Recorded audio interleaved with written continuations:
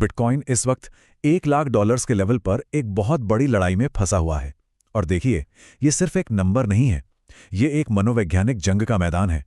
तो चलिए देखते हैं कि असल में चल क्या रहा है और कौन जीत रहा है। कुछ ही समय पहले बिटकॉइन ने जबरदस्त नया ऑल टाइम हाई बनाया, $1,26,199 का। उस वक्त तो लग रहा था कि इसे कोई रोक नहीं सकता, लेकिन हर ऊंचाई के बाद एक ढलान आती है, और ये ढलान काफी बड़ी थी। उस हाई के ठीक बाद कीमत सीधी 20% नीचे आ गई। ये मार्केट की बेरहम वॉलेटिलिटी की एक सीधी सीधी याद दिलाने वाली बात थी। एक पल में जोश तो अगले ही पल में कंफ्यूजन। अब इस हाई के बाद जो हुआ ना, वो बड़ा दिलचस्प है। प्राइस सिर्फ गिरा नहीं, बल्कि वो एक कंसोलिडेशन फेज में चला गया।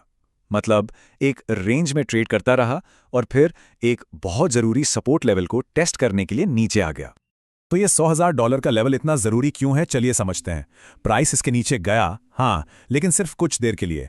खरीदार फौरन हरकत में आया और कीमत को वापस ऊपर धकेल दिया।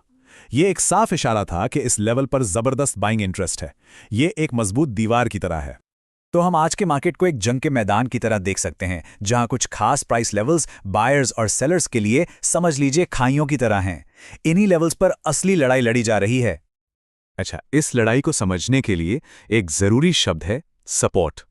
इसे एक सेफ्टी नेट की तरह समझिए। ये वो प्राइस लेवल है जहां खरीदार आमतौर पर आगे आते हैं और कीमत को और नीचे गिरने से रोकते हैं। ये चार्ट हमें इस जंग के मैदान का पूरा नक्शा दिखाता है। $1,00,000 अभी का फ्लोर है, यानी हमारा सपोर्ट।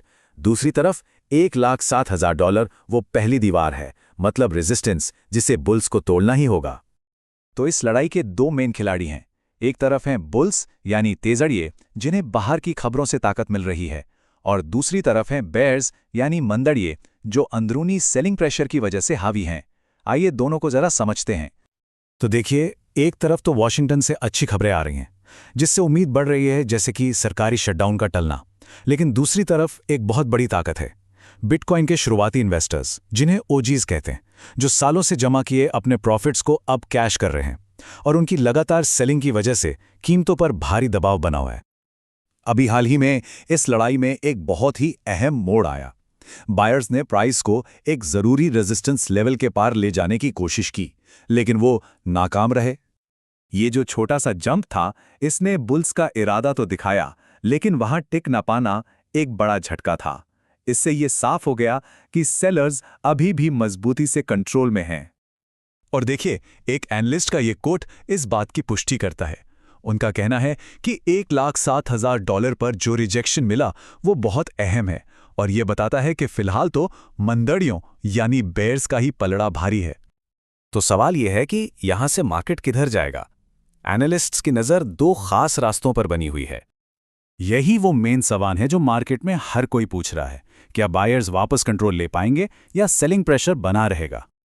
तो यहां दो मेन सिनेरियो बन रहे हैं। पहला, अगर प्राइस $100,000 के ऊपर टिका रहता है तो हमें $107,000 की तरफ एक और उछाल देखने को मिल सकता है।